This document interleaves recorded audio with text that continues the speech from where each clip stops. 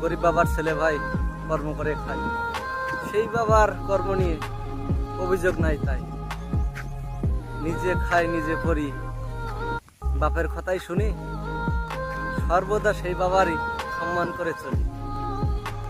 তো সবাই নিজের পিতা মাতাকে অবশ্যই সম্মান করবেন এবং আপনি বেঁচে থাকাকালীন সর্বদা আপনার পিতামাতাকে ভরণ পোষণ দেবেন, যেন কখনো তারা অর্থের অভাবে হোক কিংবা খাওয়া দাওয়ার অভাবে কষ্ট না পায়, সেদিকে অবশ্যই খেয়াল রাখবেন।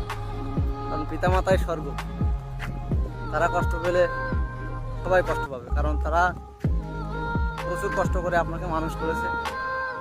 তো তাদেরকে অবশ্যই সম্মান করবেন এবং জীবিত অবস্থায় তাদেরকে খুশি রাখার চেষ্টা করবেন। তো ভালো থাকবেন সবাই, দোয়া রাখবেন আমার জন্য।